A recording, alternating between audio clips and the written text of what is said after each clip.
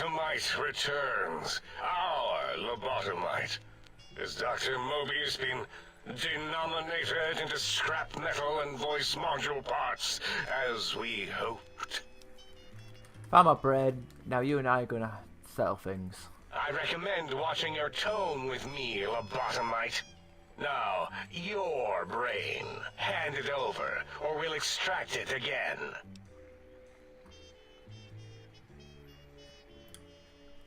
You may have noticed the pacification field is down. Guess what happens now? A fight? I've never been in a fight. What do I... Colleagues! Think tank! Alert! Alert! We are under attack! Fight! If we scare it, maybe it'll give up.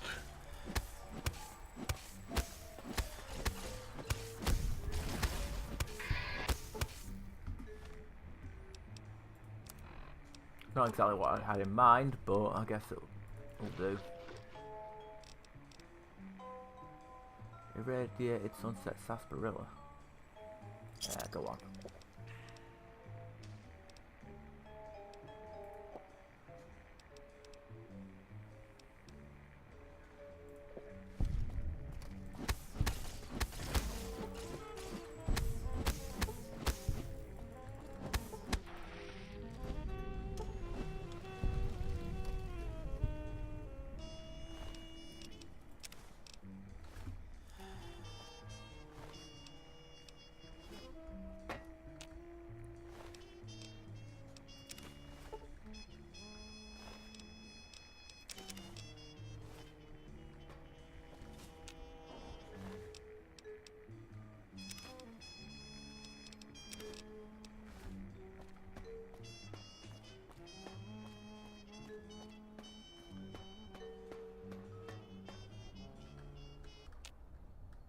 As it had been in the years before the Great War, Big Mountain, the Big Empty, became home to one of the brightest minds of the 23rd century. The Courier watched over the Big Empty for years to come, caring for it, and keeping its discoveries safe until they were needed to help others. Which had always been Big Mountain's purpose.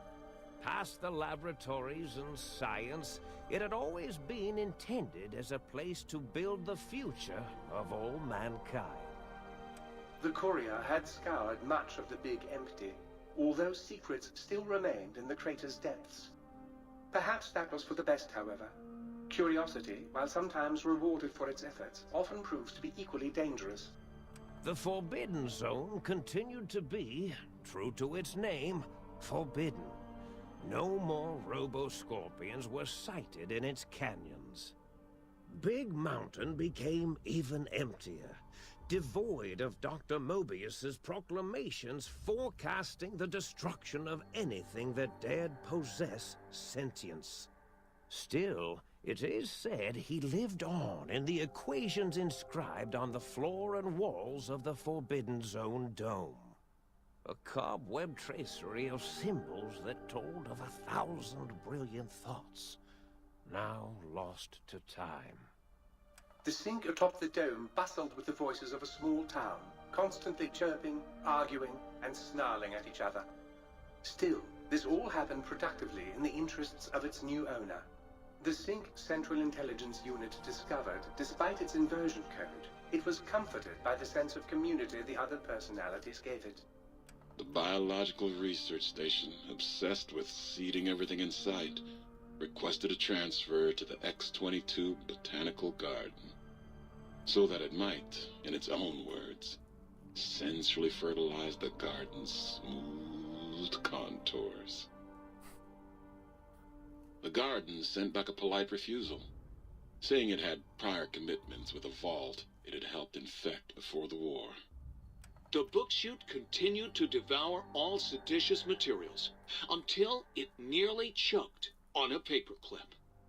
It adamantly maintained it was a Chinese paperclip, and the whole thing had been an elaborately orchestrated assassination attempt. Whatever the reason, it slowed down for a while, carefully appraising each document and clipboard that came to it. The light switches continued to bicker and flicker.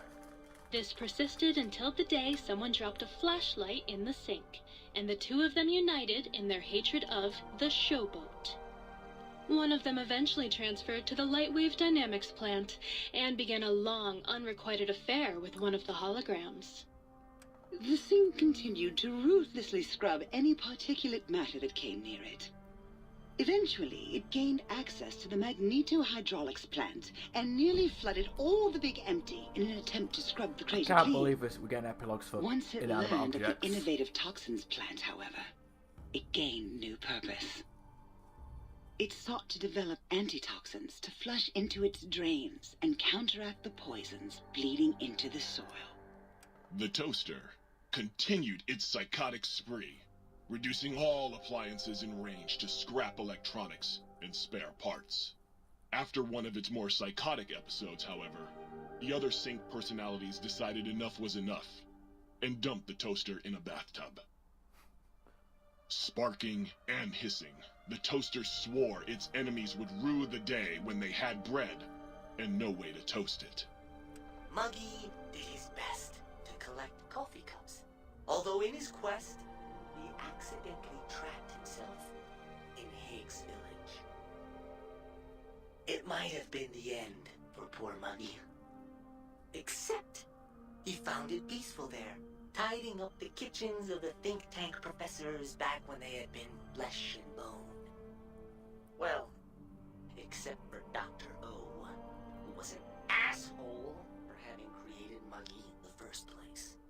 Muggy left O's house deliberately dirty, punishing the dishes and cups that lived there in blind revenge for serving Dr. O. Blind-eye old Jefferson eventually discovered a new sound. Silence. It only made him more filled with the blues than before. It was rumored by the other personalities that he had a brief fling with the light switches. Although he forgot their names once too often and was soon left in the dark as punishment.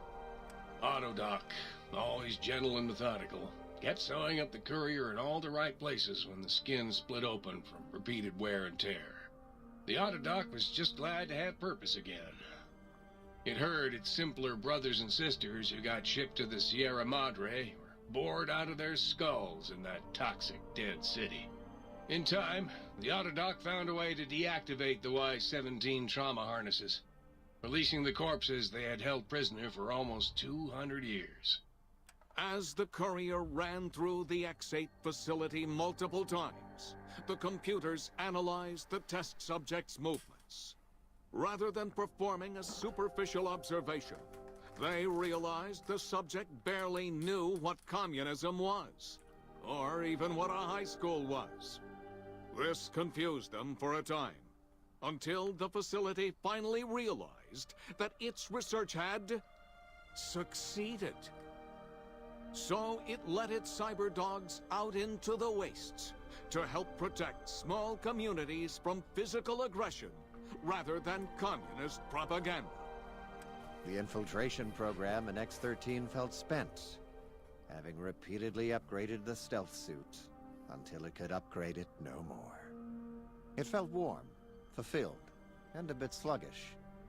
It realized not long after, the stealth suit had left it, without so much as a note on the nightstand. So the infiltration program sent out robo-brains into the wastes, looking for its wayward technology. It eventually found Repcon HQ, and set up a new research center, testing and murdering fiends who kept breaking into the facility. The courier, organs intact, continued onwards, a little less heavy of step, but with all the organs in the right places, as they should be. After all, brains can develop a life of their own when left to their own thoughts, and the courier's brain was more clever than most. The think tank basement, filled with the lobotomized robotical frames of the doctors, now served as a graveyard. The monitors had recorded the battle in its entirety, including the think tank's final, shrill, terrified screams, whimpers, and pleas for mercy. They broadcast these humiliating last moments as a warning to anyone approaching the perimeter that other smarty pants were not welcome. The Courier was the inheritor of the Big Empty, and there was room for only one will in the halls of the think tank dome. There is an expression in the wasteland, old world blues. It refers to those so obsessed with the past they can't see the present, much less the future, for what it is. They stare into the what was, eyes like pilot lights, guttering and spent, as the realities of their world continue on around them. Science is a long, steady progression into the future. What may seem a sudden event often isn't felt for years, even centuries to come. In the times following the Second Battle of Hoover Dam, however, old world blues took on a new meaning.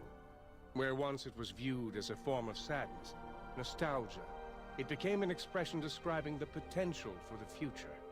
It can be easy to see science as evil, technology unchecked as the source of all ills, all misfortunes.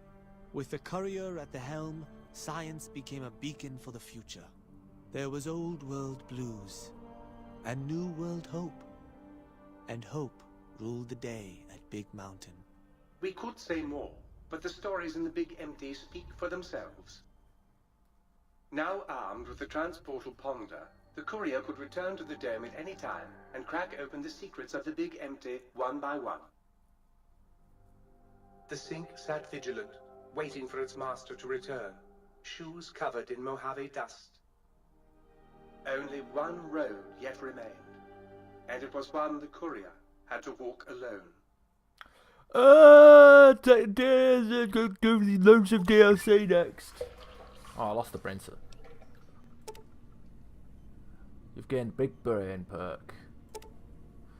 Big Brain perk. Your brain is back in your body, but some of the advanced technologies remain. Your head cannot be crippled. Still can't be crippled. That's good. But you're 10% more resistant to addiction now. Surprisingly, your damage threshold is improved by 10%. Acquired Big Mountain transponder. Yeah, well, travel between blah blah blah.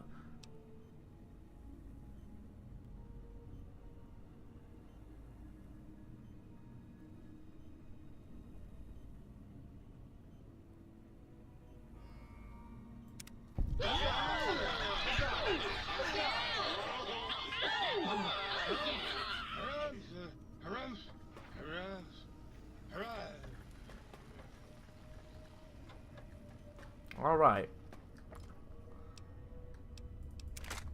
Grab that.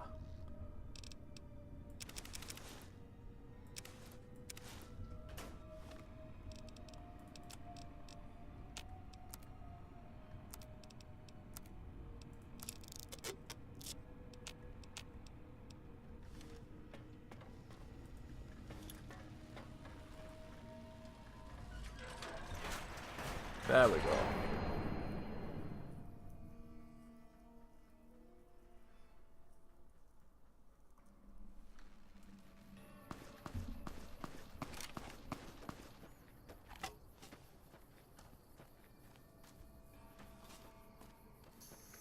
Come on. Fuck are you? Get out of here.